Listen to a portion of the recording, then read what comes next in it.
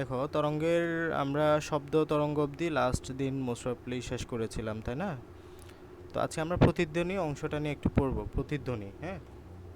দেখো, তো শব্দ যেহেতু এক ধরনের তরঙ্গ, তাই এর প্রতিফলন হতে পারে। আমরা যখন তরঙ্গের বৈশিষ্ট্য পড়েছিলাম, তরঙ্গের বৈশিষ্ট্যের মধ্যেই দেখেছি তরঙ্গের একটা বৈশিষ্ট্য হচ্ছে তরঙ্গটা তোমার প্রতিফলিত হতে পারে। তরঙ্গটা কি হতে পারে? প্রতিফলিত হতে পারে। ঠিক আছে? এই যে এখানে একটা তরঙ্গ, লাইক এখানে একটা তরঙ্গ, এই তরঙ্গটা যখন এখানে আসে, এখানে যখন একটা স্পর্শকের দেয়ালে যখন সে দেখা খাবে, তখন সে বিপরীত দিকে ফিরে আসতে পারে। এটা হচ্ছে যে প্রতিফলন। সাধারণত বড় ফাঁকা দেয়ালের দালানের ভিতরে কথা বলে এক ধরনের গম গম আওয়াজ হয়। তোমরা সেটা খুব ভালো মতোই বোঝার কথা।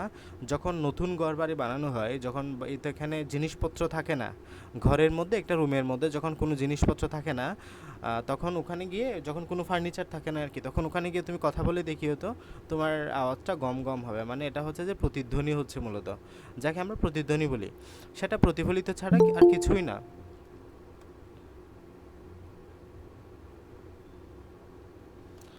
তো এরপরে তাহলে বুঝলা যে যখন এখান থেকে তুমি কথা বলছো, আলটিমেটলি এখানে এসে দেখাকে আবার বিপরীত দিকে ফিরে আসছে, এটাই হলো প্রতিধ্বনি।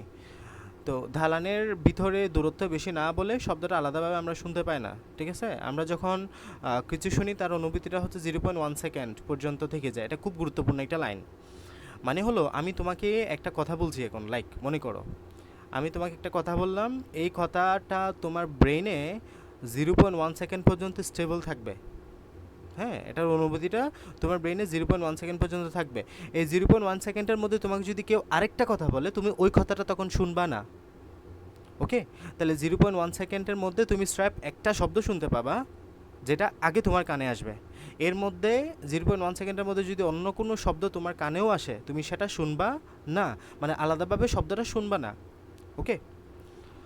তো এখানে আমাদের তাই দুইটা শব্দ আলাদাভাবে শুনতে হলে কমপক্ষে, মানে দুইটা শব্দ তুমি আলাদাভাবে শুনতে চাও, তাহলে কমপক্ষে 0.1 সেকেন্ডের একটা ব্যবধান থাকতে হবে। শব্দের বেগ কত? 330 ms/1। কাজেই 0.1 সেকেন্ডের ব্যবধান তৈরি করতে হলে শব্দকে কমপক্ষে 33 মিটার দূরত্ব অতিক্রম করতে হবে। তো খেয়াল করো তো, এখানে মনে করো যে তুমি এখানে, লাইক তোমার এখানে দেওয়াল আছে একটা, তুমি এখানে শব্দ তৈরি করবা। তাহলে তোমাকে আমি বলছি, তুমি একটা শব্দ শোনার পরে 0.1 সেকেন্ডের পর তোমাকে শব্দটা শুনতে হবে, তুমি যদি প্রতিধ্বনি শুনতে চাও। আর 0.1 সেকেন্ডের মধ্যে হলে তুমি প্রতিধ্বনিটা শুনবা না। ওকে? এবং আমরা জানি শব্দের ব্যাক আমাদের জানা আছে, ভ্যালোসিটি ব্যাক হচ্ছে যে 330 ms/1। 330 ms/1, তাহলে টাইম কত?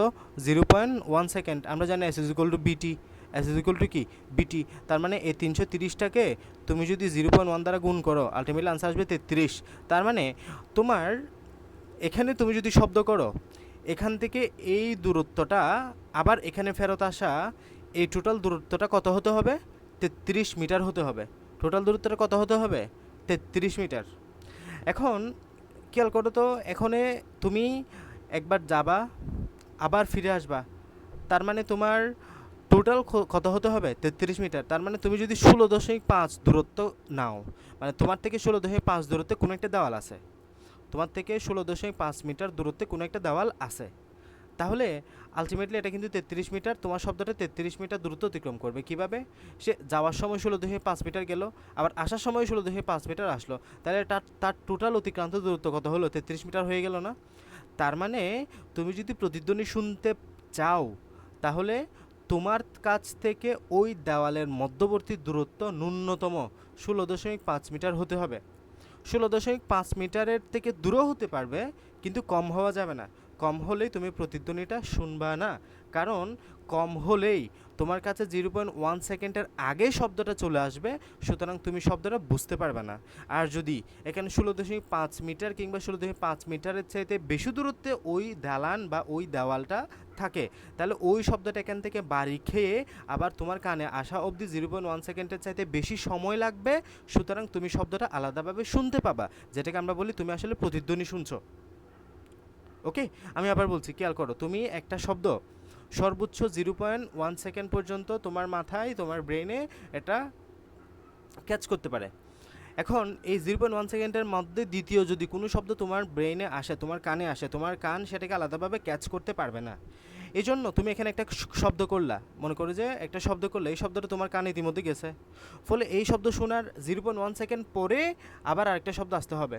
এখন তুমি এখানে একটা শব্দ করলে এই শব্দটা এখানে বাড়ি খাবে, বাড়ি খেয়ে আবার তোমার কানে আসবে, তাহলে মিনিমাম 0.1 সেকেন্ড তো এখানে ব্যবধান লাগবে তোমার এখানে আসার জন্য শব্দটা তুমি যদি আবার শুনতে চাও। তাহলে এই এখান থেকে ধাক্কা খেয়ে আবার পুনরায় এখানে ফেরত আসতে যে মিনিমাম একটা দূরত্ব, এটা আমরা ক্যালকুলেশনের মাধ্যমে বের করলাম শব্দের বেগের জন্য। এস ইজ ইকুয়াল টু বিটি হয় 330 0.1 দ্বারা গুণ কি 33 মিটার, তার মানে শব্দটা মূলত 33 মিটার দূরত্ব অতিক্রম করতে হবে। তার মানে 33 মিটার দূরত্বকে অর্ধেক করে দাও, অর্ধেক করে দিলে তো তুমি দেওয়ালের দূরত্ব পাচ্ছ, কারণ হলো আমরা জানি শব্দটা একবার যাবে একবার আসবে, তাহলে ডাবল দূরত্ব, তার মানে অর্ধেক দূরত্ব নিলাম, তার মানে 16.5 মিটার।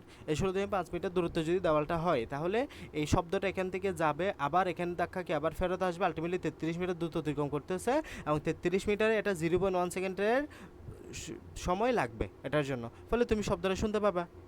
বুঝতে পারছো? তার মানে তুমি একটা দেওয়াল থেকে যদি শব্দ শুনতে প্রতিধ্বনি শুনতে চাও, তোমাকে দেওয়াল থেকে এখানে আলটিমেটলি কত দূরত্ব রাখতে হবে? Minimum 33 metre, 16.5 metre.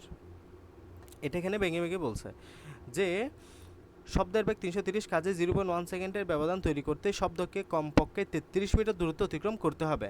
একটি বড় দেয়াল, দালান কিংবা কাটা পাহাড়ের সামনে কমপক্ষে এই দূরত্বের অর্ধেক দূরত্বে তোমার দাঁড়ালে শব্দটি প্রতিফলিত হয়ে ফিরে আসতে 0.1 সেকেন্ড সময় লাগবে এবং আমরা শব্দের প্রতিধ্বনি শুনতে পাবো। ওকে, এখন বাঁদরের চোখ আছে এবং সেই চোখ বেশ ভালোই দেখতে পায়, তারপরেও তারা ওড়ার সময় শব্দের প্রতিধ্বনি ব্যবহার করে। বাদুড় ওড়ার সময় তার কণ্ঠ থেকে শব্দ তৈরি করে এবং সামনে কিছু থাকলে শব্দটি সেখানে প্রতিফলিত হয়ে ফিরে আসে। কতক্ষণ পরে শব্দটা ফিরে এসছে সেখান থেকে বাদুর দূরত্ব অনুমান করতে পারে। এজন্য অন্ধকারে ধাক্কা না খেয়ে উড়ে যেতে পারে। বিষয়টা খেয়াল করো, আল্লাহ তাআলা বাঁদরকে কীরকম ক্ষমতা দিছে। বাঁদর, মনে করে যে এটা বাঁদর, এই বাঁদরটা কী তৈরি করতে পারে? শব্দ তৈরি করে। এখন সে শব্দ তৈরি করলে মনে করো যে এখানে সে শব্দ তৈরি করলো, শব্দ তৈরি করলে মনে করে এখানে কোনো একটা বাধা আছে, তাহলে শব্দ সে যখন তৈরি করতেছে শব্দটা এখানে বাধা পেয়ে আবার তার কাছে ফিরে আসবে না? যদি এরকম শব্দটা ফিরে আসে তাহলে সে বুঝবে যে এখানে কিছু একটা কি আছে, বাধা আছে। আর যদি মনে করে যে এখানে খোলা, এই জায়গাটা কেমন, এই জায়গাটা খোলা, তাহলে সে এখান থেকে শব্দ তৈরি করার পর এখানে কোন শব্দ ফেরত আসবে না, তাহলে সে বুঝবে এখানে সামনাটা খোলা, সে উড়ে যেতে পারবে এদিকে। বুঝতে পারছো? সে মূলত এইভাবে, মানে সে চোখে ভালো মতো না দেখেও তোমার সে রাতের বেলা খুব সুন্দরভাবে উড়ে যেতে পারে, কারণ সে শব্দের প্রতিধ্বনির মাধ্যমে এখানে সামনে কিছু আছে কি না এটা যাচাই করতে পারে। যদি মনে করে এখানে সে কিছু থাকতো, তাহলে এখানে সে প্রতিধ্বনি তৈরি করলো, এই কিছু যেখানে যে এখানে বস্তুটা আছে ওই বস্তুটার সাথে শব্দটা ধাক্কা খেয়ে আবার তার কানে আসবে, এবং তার কানে আসলে সে বুঝতে পারবে বস্তুটা আসলে কত দূরত্ব আছে বা কোনো বস্তু এখানে আছে কি না। যদি আসে সেদিকে যাবে না, সে অন্য পাশ দিয়ে যাবে। বুঝতে পারছো? আর যদি কোনো বস্তু না থাকে, মূলত যে শব্দটা তৈরি করলে সেটা এদিকে চলে যাবে, কোনো প্রতিধ্বনি সে শুনতে পাবে না, ফলে সে বুঝবে আলটিমেটলি এখানে কোনো ইয়া নেই, সে এদিকে চলে যাবে। এখন মাঝে মধ্যে তোমরা দেখবা বৈদ্যুতিক তারের মধ্যে কোনো বাদুড় ঝুলে আছে, কিংবা কোনো একটা জালের মধ্যে বাদুড় ঝুলে আছে, বাদুড় পড়ে আছে। এটা কেন হয় মূলত? এখন বৈদ্যুতিক জালের মধ্যে এরকম আমরা জানি গ্যাপ থাকে, এরকম কি থাকে, এরকম দুইটা তিনটা একসাথে তার থাকে না। এখন ভুলক্রমে কোনো কারণে যদি তার শব্দ যে তার তৈরি করলো, এটা মনে করো যে এদিকে চলে গেছে, এই ফাঁকা স্থান দিয়ে চলে গেছে, কিন্তু এখানে তো আমরা জানি এখানে তার আছে, কিন্তু সে সেটা বুঝতে পারলো না, তাহলে তার কাছে সেটা শব্দটা প্রতিধ্বনি হয়ে আসলো না, ফলে এদিকে উড়ে গেল এবং সে আলটিমেটলি এখানে তোমার বৈদ্যুতিক শকে মারা গেল। অনেক সময় জালের মধ্য দিয়ে এটা হতে পারে, জালের মধ্যে দিয়ে যে ফুটাগুলো আছে ওই ফুটা দিয়ে তার যদি শব্দটা চলে যায়, তাহলে সে আলটিমেটলি বুঝতে পারবে না এখানে যে তোমার কোনো তার আছে, তাহলে তার না, তাহলে সে এদিকে উড়ে যাবে, উড়ে গেলে তো তার এখানে আটকে যাবে আলটিমেটলি। ওকে, তো বাদুড়ের তৈরি এই শব্দ আমরা শুনতে পাই না, কারণ আমাদের শব্দের শ্রাব্যতা সীমা কত? 20 হার্জ থেকে 20,000 কিলো হার্জ। আমি গতদিন বলেছিলাম আমাদের শব্দের শ্রাব্যতা সীমা কত? 20 হার্জ থেকে 20,000 কিলো হার্জ হয়। এর মধ্যে শব্দ তৈরি হলেই আমরা কেবল সেই শব্দটাকে শুনতে পাই, কারণ শব্দটা আলট্রাসাউন্ড, অর্থাৎ আমরা শ্রুতি সীমার বাইরের কম্পাঙ্কের শব্দ। বাদুড় প্রায় 100 কিলো হার্জের কম্পনের শব্দ তৈরি করে, আমরা শুনতে পাই 20 কিলো হার্জ, মানে হলো 20,000। এটা 20,000 হার্জ বলতে পারো, কিংবা এটাকে 20 কিলো হার্জও বলতে পারো। 20 কিলো হার্জ, কারণ 1 কিলো হার্জ সমান 1000, 20 কিলো হার্জ মানে 20,000। তবে এখানে বাদুড় প্রায় 100 কিলো হার্জ কম্পনের শব্দ তৈরি করতে পারে, আমরা তাই 20 কিলো হার্জের চেয়ে বেশি শুনতে পাই না। বলো, এটা বুঝছো কিনা? প্রতিধ্বনি বিষয়টা বুঝছো কিনা? ভাই এটা আরেকবার বুঝা দেন। ওকে,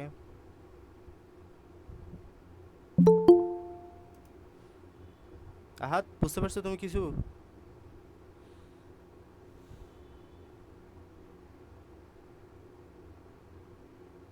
হুম, জি ভাইয়া। ওকে, খেয়াল করো। এখানে আমি বলছিলাম, মনে করো এখানে তুমি দাঁড়ায় আছো, তোমার এখানে একটা দেওয়াল আছে। তো বলতেছি তুমি এখান থেকে শব্দ তৈরি করার পরে তুমি এখান থেকে প্রতিধ্বনি শুনতে পাবা কিনা সেটা বের করো, এবং কত দূরত্ব হলে তুমি মূলত শব্দটা শুনতে পাবা।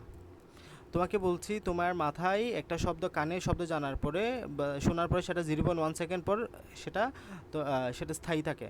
তার মানে 0.1 সেকেন্ড পরে তুমি নতুন আরেকটা শব্দ শুনতে পাবা। এর চাইতে কম সময়ের মধ্যে আরেকটা শব্দ যদি তোমার চলে আসে তাহলে তুমি শব্দটা শুনতে পাবে না। এখন মনে করো তুমি এখানে দাঁড়ায় আছো, এখানে একটা দেওয়াল আছে, তুমি শব্দ করলা, এই শব্দটা 0.1 সেকেন্ডের কম সময়ের মধ্যেই তোমার কানে চলে আসলো, তুমি কি শব্দটা শুনতে পাবা? না, কারণ এখানে আলটিমেটলি 0.1 সেকেন্ডের আগেই তোমার শব্দটা চলে আসছে, ফলে হবে না। তার মানে আমাদের একটা মিনিমাম দূরত্ব লাগবে, যেই দূরত্বের মধ্যে শব্দটা আসতে ন্যূনতম 0.1 সেকেন্ড সময় লাগবে। 0.1 সেকেন্ডের চাইতে কম হবে না। 0.1 সেকেন্ডের চাইতে কম যদি না হয় তাহলে আমরা শব্দটা আলাদাভাবে শুনতে পাবো। এখন এখান থেকে তুমি যখন শব্দ করলা, শব্দটা এখানে গেল, আবার এখানে ফেরত আসলো, আলটিমেটলি এখানে টোটাল যে দূরত্ব অতিক্রম করলো সেই দূরত্বটা কত হওয়া লাগবে? আমাদের যে শব্দে বায়ুর ব্যাগ হচ্ছে 330 ms/1, 330 ms/1। এই ব্যাগের মাধ্যমে আমরা এখানে শব্দের এটা বের করতে পারি, কতটুকু দূরত্ব অতিক্রম করতেছে সেটা বের করতে পারি। Simple S is equal to বিটি, এই সূত্র দিয়ে ব্যবহার করবা। বি এর মান কত? 330, আর টাইম কত? 0.1। এখান থেকে আমরা বের করলাম 33 মিটার, মানে আমাদের টোটাল এটা 33 মিটার দূরত্ব অতিক্রম করবে। এবং 33 মিটারকে তুমি যদি 2 দ্বারা ভাগ করে দাও আলটিমেটলি পাবে 16.5, মানে হলো যেহেতু এখানে অর্ধেক, কারণ এটা একবার যাবে একবার আসবে, যেহেতু ডাবল, সুতরাং এটা অর্ধেক করে দিলে আলটিমেটলি 16.5 পাচ্ছ, মানে হলো তোমার জায়গা থেকে দেওয়ালের দূরত্ব হবে 16.5, 16.5। তার মানে আমি যদি সামারি করি, মানে হলো তুমি এখানে শব্দ তৈরি করার পরে সেটা এখানে ধাক্কা খেয়ে আবার তোমার কাছে ফিরে আসতে টোটাল 16.5 মিটার যদি জায়গা থাকে এখানে, তাহলে সে এখানে তোমার কাছে ফিরে আসতে 0.1 সেকেন্ড সময় নেবে, ফলে তুমি শব্দটা আলাদাভাবে শুনতে পাবা, অর্থাৎ প্রতিধ্বনি শুনতে পাবা। মানে মিনিমাম 16.5 মিটার দূরত্ব থাকতে হবে। 16.5 মিটার দূরত্ব থাকলে তুমি শব্দটা আলাদাভাবে শুনতে পাবা এখানে, কারণ এটা আমরা জানি 0.1 সেকেন্ডের চাইতে বেশি স্থায়ী, আমরা কম হলে আমরা সেটা আলাদাভাবে শুনতে পাই না। যখন 16.5 মিটার একটা বস্তু দূরত্বে থাকবে, একটা দেওয়াল থাকবে, তখন সেটা আমাদের কাছে ফেরত আসে 0.1 সেকেন্ড সময় নেই, ফলে আমরা সব বস্তুটাকে আলাদাভাবে শুনতে পাবো, এর বাইরে হলে শুনতে পাবো না। ওকে, এরপর এখানে তোমাকে আরেকটা সূত্র জানতে হবে, সেটা হলো যে আমরা শব্দের ব্যাগ নিয়ে তো পড়াশোনা করছি। এখানে বাতাসের শব্দের ব্যাগ 330 ms/1। তো বাতাসের শব্দের ব্যাগটা তাপমাত্রার উপর নির্ভর করে, কিন্তু বাতাসের শব্দের ব্যাগটা কিসের উপর নির্ভর করে? তাপমাত্রার উপর নির্ভর করে। এবং এটা কীরকম? এটা হচ্ছে যে বি সমানুপাতিক √/টি। বি সমানুপাতিক কেমন? বি সমানুপাতিক হচ্ছে যে √/টি, মানে ব্যাগটা তাপমাত্রার বর্গমূলের সমানুপাতিক। আমাদের এই ব্যাগটা, শব্দের ব্যাগটা তাপমাত্রার বর্গমূলের সমানুপাতিক। তোমরা এখান থেকে জাস্ট সিম্পল এই সূত্রটা একটু শিখে ফেলিও। এটা হচ্ছে যে B1/B2 is equal to √/T1/T2, বা এখানে একসাথে মনে রাখতে পারো √/T1/T2। এই সূত্রটা কাইন্ডলি খুব ভালো মতো করে মুখস্থ করে ফেলিও, এটা খুব লাগবে, খুব লাগবে এটা। তো B1/B2 is equal to √/T1/T2, এই সূত্রটা ভালো মতো মুখস্থ করে ফেলিও। B1/B2, B1 মানে হলো একটা ব্যাগ, B2 মানে হচ্ছে আরেকটা ব্যাগ, T1 মানে হলো একটা তাপমাত্রা, T2 মানে হলো আরেকটা তাপমাত্রা। B1/B2 is equal to √/T1/T2। ওকে, আর এখান থেকে এগুলো একটু মুখস্থ রাখতে পারো, তোমার এমসিকিউতে হয়তো আসতে পারে এই মার্কগুলা।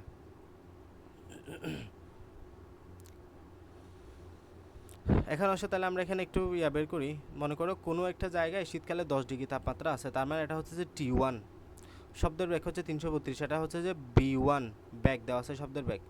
তাপমাত্রা 30 ডিগ্রি বেড়ে তাপমাত্রা 30 ডিগ্রি, তাপমাত্রা বেড়ে 30 ডিগ্রি হলে তার মানে এটা হচ্ছে যে T2 শব্দের ব্যাগ করতে, তার মানে B2 তোমাকে বের করতে বলছে। তাহলে শুরুতে যেগুলো থাকবে এগুলো T1 B1 এভাবে করে মার্ক করবা। এটা একটা তাপমাত্রা না, এটাকে দিবে T1। শব্দের ব্যাগ না, এটাকে দিবে B1। এটা আবার গ্রীষ্মকালে আরেকটা তাপমাত্রা দিছে না, এটা হচ্ছে যে T2, যেহেতু T1 একবার দিয়ে দিছো। শব্দের ব্যাগটা বের করতে বলছে, তার মানে আমরা B2 বের করব। বুঝতে পারছো? আমরা সূত্র কি বলছি? B1/B2 is equal to √/T1/T2। তাহলে এখানে তুমি B2টা বের করবা, B2টা এক পাশে রেখে বাকি সব এ পাশে পাঠাইতে পারবা। তাহলে B2টা যদি এই পাশে রাখো আলটিমেটলি, বা এখানে আমরা এখানে উল্টাপাল্টা করছে কেন? B1 বের করছে।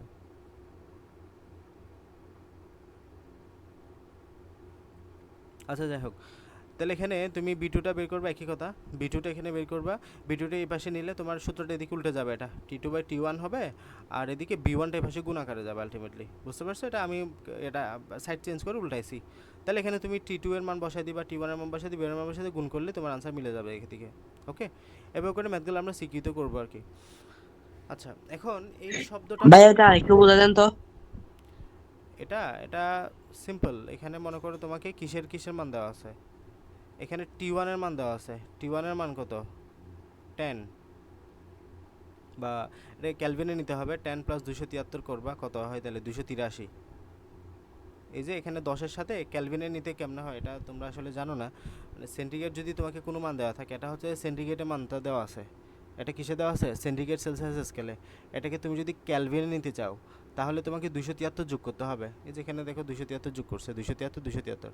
তাহলে এটা একটু মনে রাখো, এই সেন্টিগ্রেড থেকেও ক্যালভিনে নিতে হবে, দেন এই সেন্টিগ্রেড থেকেও ক্যালভিনে নিতে হবে। তার মানে T1 তোমাকে কত আছে? 283 ক্যালভিন। টি টু সমান কত? 30 ডিগ্রি। 30 ডিগ্রির সাথে 273 যোগ করলে কত হয়? 303 ক্যালভিন। 303 ক্যালভিন। এটা হচ্ছে B1। B1 কত দেওয়া আছে? B1 হচ্ছে 332 MS ইনভার্স 1। তোমাকে বের করতে হবে B2। B2 এর মান কত? এখন আমি সূত্র কি বলছি? সূত্র বলছে যে B1/B2 is equal to √T1/√T2, আলাদাভাবে লিখি। এখন তোমাকে কি বের করতে হবে? তোমাকে বের করতে হবে যে B2 এর মানটা। B2 এর মান বের করতে হলে তোমাকে এই পাশে B2টা রেখে বাকি সব এই পাশে পাঠাতে হবে। এখন B2টা তোমার এই পাশে লিখতে পারবে না, কারণ হলো B2টা নিচে আছে। তাহলে তুমি আগে থেকে উল্টায় দাও।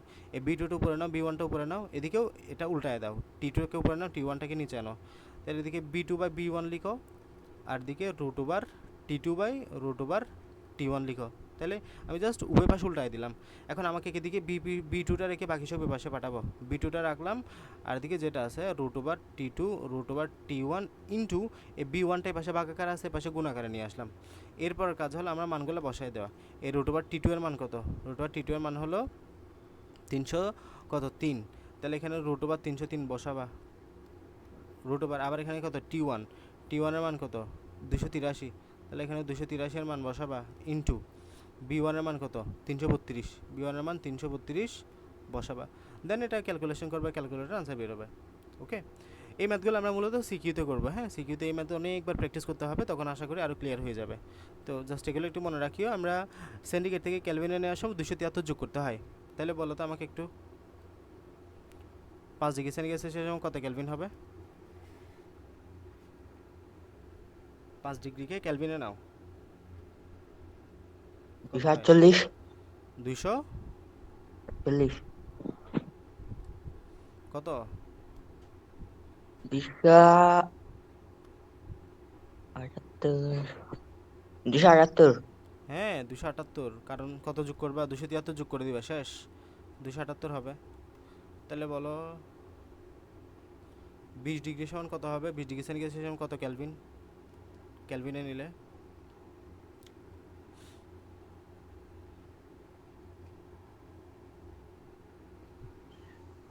293 293 ক্যালভিন। Very good.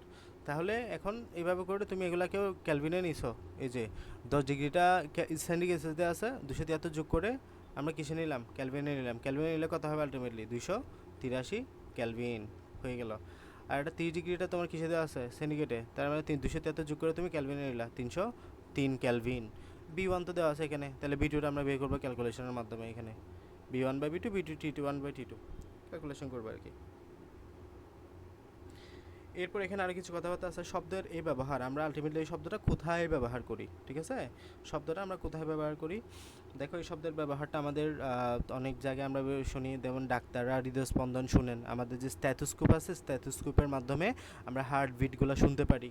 ইঞ্জিনিয়াররা যন্ত্রপাতির শব্দ শুনেন। শব্দের আরও কিছু ব্যবহার আছে, তোমরা হয়তো শোনো নাই। সন্তান সম্ভব মায়ের গর্ভে যে নবজাতকটি বড় হয়, বাইরে থেকে তাকে দেখার কোনো উপায় ছিল না। এখন আলট্রাসোনোগ্রাফি নামক একটা প্রক্রিয়া, সেটি দেখা সম্ভব হয়। এই আলট্রাসোনোগ্রাফিতে সনো মানে হলো শব্দ। সনো, what is the mean by সনো? সনো মানে হলো যে শব্দ। আর আলট্রা মানে হলো আলট্রাসাউন্ড মূলত এখানে ব্যবহার করা হয়। এই আলট্রাসাউন্ড ব্যবহার করে আমরা যে তোমার যে পরীক্ষাটা করা হয় তাকে আলট্রাসোনোগ্রাফি বলা হয়, গ্রাফি, হ্যাঁ, গ্রাফি, আলট্রাসোনোগ্রাফি। এই আলট্রাসোনোগ্রাফি ব্যবহার করে মনে করো যে একটা প্রেগনেন্সির মহিলার যে তোমার বেবি ভিতরে আছে, নবজাতক ভিতরে আছে, তাকে চাইলে বাইরে থেকে দেখা যায়।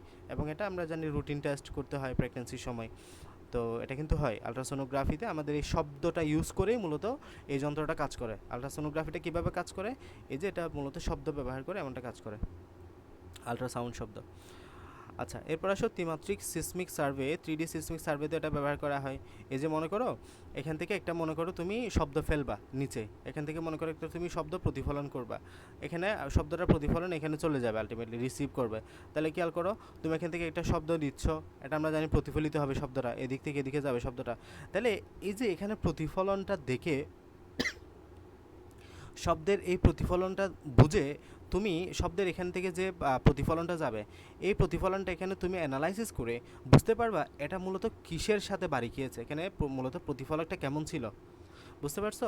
মানে এখান থেকে একটা শব্দ তুমি এখান থেকে দিলা, একটা শব্দ এখানে তুমি প্রতিফলিত করলা, এটা যে প্রতিফলন হবে, এই প্রতিফলনটা কেমন হবে, শব্দটার প্রতিফলনটা কেমন হবে, শব্দটার তুমি অ্যানালাইসিস করে বুঝতে পারবা এখানে মূলত স্বর্ণ আছে কিনা, এখানে কি স্বর্ণ বা তেল, গ্যাস, এরকম কোনো সোর্স আছে কিনা। মনে করো একটা শব্দ তুমি যদি এখানে তেল থাকে, তেল থেকে শব্দটা যাবে আরেক রকম, গ্যাস থেকে যাবে আরেক রকম, কিছু না থাকলে যাবে আরেক রকম। তাহলে এটা তুমি বুঝতে পারবে আলটিমেটলি, এটা মানে অনেক কমপ্লেক্স যে ত্রিমাত্রিক সিসমিক সার্ভে। এই 3D সিসমিক সার্ভেতে আমরা বুঝতে পারি আমরা খনির ভিতরে বিভিন্ন তোমার জীবাশ্মের সন্ধান করা হয় আলটিমেটলি। বুঝতে পারছো? তো এই জিওফোন নামক এক ধরনের রিসিভারে এটা ব্যবহৃত হয় তোমার কোথায় নিখুঁত ত্রিমাত্রিক গ্যাস বা কোথাও তেল আছে কিনা তা বের করা যায়। ঠিক আছে, এই যে শব্দটা এখান থেকে আপতিত করবা, এদিকে প্রতিফলিত হবে, দেন এখান থেকে বুঝতে পারবা তুমি এখানে কি আছে আলটিমেটলি। সাউন্ড ক্লিনার, ল্যাবরেটরিতে যখন ছোটোখাটো যন্ত্রপাতি নিখুঁত পরিষ্কার করতে তখন আলসাউন্ড ক্লিনার বের করা হয়, এগুলো পড়বে একটু। আর সুরযুক্ত শব্দ তোমরা জানো, সুরশলাকে একটা সুরযুক্ত শব্দ বা টিউনিক ফর্ক, এটার সাথে পরিচিত কিছুটা।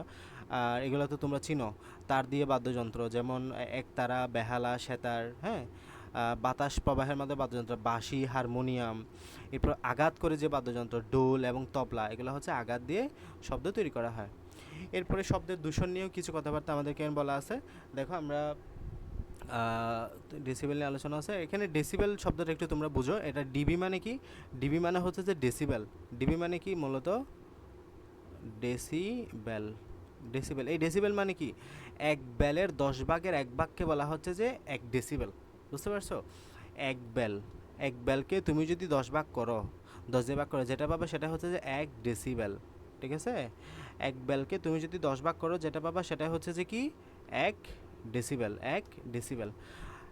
এখন এই যে জেট ইঞ্জিন চলে না, জেট ইঞ্জিন, আমাদের মাথার উপর দিয়ে যখন জেট ইঞ্জিন চলে যায় তখন যে শব্দটা তৈরি হয় সেটা হচ্ছে যে 110 থেকে অ্যাপ্রক্সিমেটলি 140 ডেসিবেল, মানে প্রচণ্ড রকম শব্দ, প্রচণ্ড রকম। এটা জেট ইঞ্জিনের শব্দের পরিমাণটা আর কি, কোন ইঞ্জিনের শব্দের পরিমাণ কেমন বা কোথায় শব্দের পরিমাণ কেমন হতে পারে, তাহলে জেট ইঞ্জিনের শব্দের পরিমাণটা সবচেয়ে বেশি। এরপর ট্রাফিক আছে না, রাস্তাঘাটে যখন তোমার ট্রাফিক হয়, গাড়ির হর্নের ইঞ্জিন, তারপর বাঁশির ইঞ্জিন, মানে গাড়ির হর্ন বোঝাচ্ছে আলটিমেটলি রাস্তায়, এটা হচ্ছে 80 থেকে 90 ডেসিবেল। ভালোই কিন্তু শব্দটা। গাড়ি গাড়ি যখন চলে নর্মালি তখন সেখান থেকে 60 থেকে 80 ডেসিবেল শব্দ তৈরি হতে পারে। টেলিভিশন, একটা টেলিভিশন থেকে অ্যাভারেজ 50 থেকে 60 ডেসিবেল শব্দ তৈরি হতে পারে। নর্মাল কথাবার্তা মানে স্বাভাবিক কথাবার্তার ক্ষেত্রে তুমি 40 থেকে 60 ডেসিবেলের মতো শব্দ তৈরি করো। নিঃশ্বাসের সময় তোমার এভারেজ 10 ডেসিবেলের মতো শব্দ হয়। মশার পাখার শব্দ, একটা মশা যখন উড়লে পাখাটা নড়ে না, ওই পাখার শব্দটা আমরা অলমোস্ট 0 ডেসিবেল কাউন্ট করি। বুঝতে পারছো? তাহলে এগুলো একটু মনে রেখো, তোমার এমসিকিউতে আসতে পারে, এগুলো এমসিকিউতে আসবে যে জেট ইঞ্জিনের শব্দের পরিমাণ কত, 110 থেকে 140, ট্রাফিক ইঞ্জিনের ক্ষেত্রে 80 থেকে 90, গাড়ির ক্ষেত্রে 60 থেকে 80, টেলিভিশনের ক্ষেত্রে 50 থেকে 60, নর্মাল কথাবার্তার ক্ষেত্রে 40 থেকে 60, নিঃশ্বাসের ক্ষেত্রে 10, মশার পাখার শব্দ 0। এগুলো পরে রাখবা, আমি নেক্সট দিন জিজ্ঞেস করবো এগুলো। এখানে এরপরেই কিছু কথাবার্তা বলছে শব্দ দূষণ নিয়ে, এগুলো একটু রিডিং দিতে পারো, অত আহামরি গুরুত্বপূর্ণ না, জাস্ট বাস এই ছকটা একটু দেখে নিলেই হবে। আজকে সবচেয়ে গুরুত্বপূর্ণ টপিক ছিল মূলত এগুলা, এই যে প্রতিধ্বনি কীভাবে তৈরি হয়, আর এখানে একটা সূত্রটা √b1/b2 t1/t1 এটা একটু পড়বা। আর হচ্ছে যে প্রতিধ্বনি কি, আমরা 0.1 সেকেন্ড যাবত একটা শব্দ আমাদের মস্তিষ্কে স্থায়ী হয়, এবং এই সেকেন্ডের মধ্যে তোমার যদি দ্বিতীয় একটা শব্দ তুমি সেটা শুনতে পাবা না, এবং এই শব্দটা আসার জন্য যে ন্যূনতম দূরত্ব লাগবে সেটা হচ্ছে যে 16.5 মিটার। ঠিক আছে, এই শব্দ এই ইয়াটা পড়লে মোটামুটি এখান থেকে তোমাকে সিকিউ সলভে হেল্প করবে।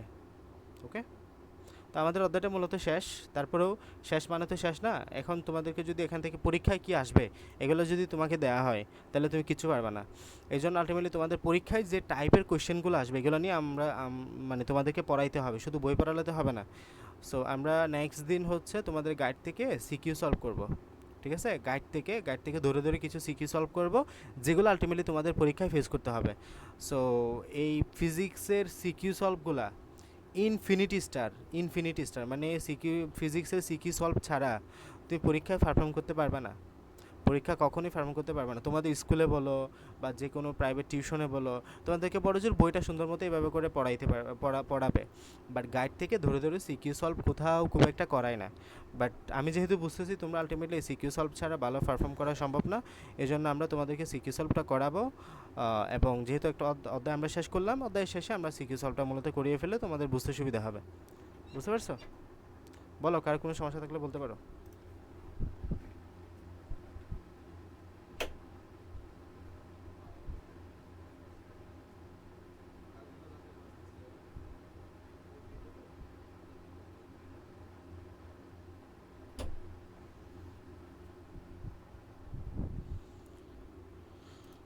সবাই কি বুঝছো? মহসিন, ঈশান, বুঝে গেছে? আসসালামু আলাইকুম। ওয়ালাইকুম জি। আসসালাম।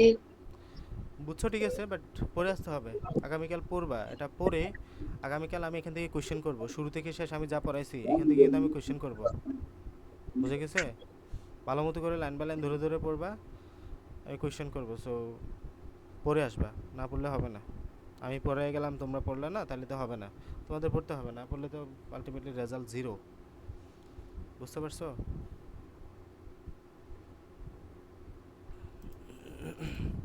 ঠিক আছে, তাহলে সবাই পড়ো ভালো মতো করে, নেক্সট ক্লাসে দেখা হবে ইনশাল্লাহ। আসসালামু আলাইকুম। আসসালামু আলাইকুম।